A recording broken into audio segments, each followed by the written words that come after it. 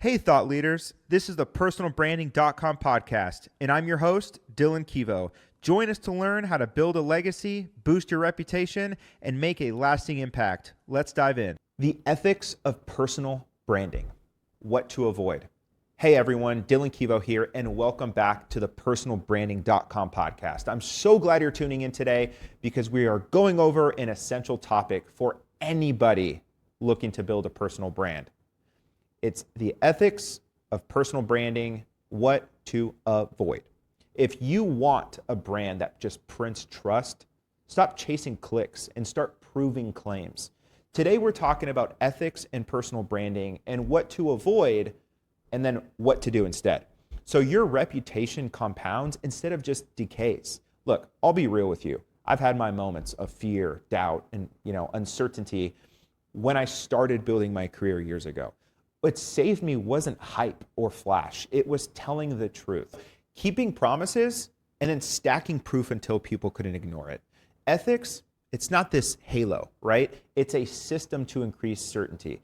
People buy when they believe, like when they really, really believe, you'll get them the outcome they are looking for. Your promise is not, that secret edge or silver bullet. Your proof is. Most people try out just to outpromise others, right? Anyone can just copy a claim. No one can copy the exact proof that you have. So the ethical path, it's the profitable path. Prove more, promise less. Here's the roadmap for today. Kill manipulation, stop overpromising, give credit, and serve your audience. And use honest scarcity, okay? One goal, raise certainty without lies. Look, manipulation works maybe once. Then you're just that person. Fake countdowns, inflated numbers, clickbait, short-term spikes, and then it's just long-term rot for your company. Here's what to do instead. Replace superlatives with actual specifics, right? Numbers. As an example, like for me, it could be client X got featured 12 times in 21 days, right? Forbes, Inc., Entrepreneur. Here are the links, like the links to their articles. Specifics beat adjectives. Capture proof before you craft claims. Don't try to prove your claim your proof. If the truth isn't compelling yet, fix reality. Use raw, over-polished, unedited screenshots. Like, the ones from your iPhone clips, they actually build more trust than this crazy 4K fancy edits do. And I know on this video, this is different. This is not an ad, right? So anyways, just kind of want to throw that out there. Raw looks real, and then real is going to convert for you. Add third-party verification as well. Reviews, awards, certifications. Don't believe me? Believe them, right? If people don't believe me that I can do these things, for example, ClickFunnels, believe them, right? Weak proof fuels lumpy sales, wasted ad spend, and price pressure. Strong proof stabilizes revenue and builds the pricing power for you. So let's talk about overpromising for a second. Overpromising is sugar. It looks good. It wrecks the stomach. If you can't stand behind a claim, just don't say it. The fix is risk reversal. Right? The number one objective that people have is really risk. What if this doesn't work for me? Reverse it with guarantees. A strong guarantee can double or even quadruple conversions if crafted well. Here's a simple line you can use. Best case, you get the outcome you want. Worst case, you try this risk-free and I pay the bill, right? That's some sort of guarantee if they don't get the result. So either way, you don't lose, right? That prospect is not going to lose. There's essentially no risk. Now let's get into something that too many people ignore, right? Giving credit. Using other people's work without acknowledgement is brand arson. It destroys trust instantly. The fix is simple. Tag, cite, link. If you're inspired by somebody, just say it, right?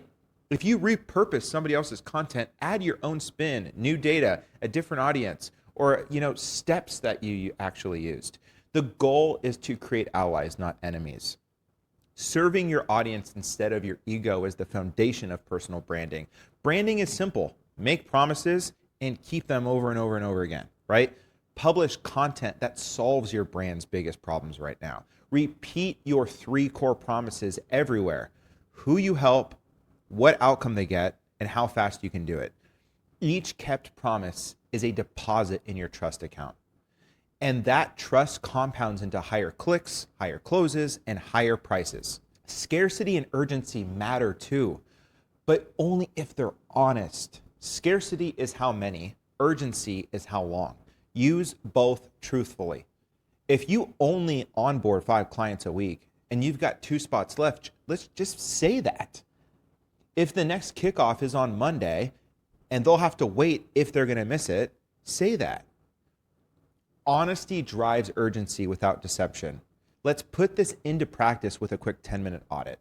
So open your last 10 posts or offers. Delete any claim that you can't verify today. Add 1 proof point, like a stat, timestamp, client, or a link, some proof. In my case, be like a link of an article or something. Swap 1 polished testimonial for a raw, unedited screenshot. Insert 1 guarantee that reverses your buyer's top fear, and declare your real capacity and your next start date. No fake timers, no fake scarcity. Then read it back out loud. If it sounds like hype, cut it. If it reads like proof, keep it. And at the end of the day, here's what I've learned. Your brand is a bank account. Deposits are kept promises. Withdrawals are hype you can't prove. Make more deposits. So your next step, run the 10-minute audit today, publish 1 proof first post, add 1 real guarantee that you can back up, announce your true capacity. So how many clients you can take a month or whatever the case is.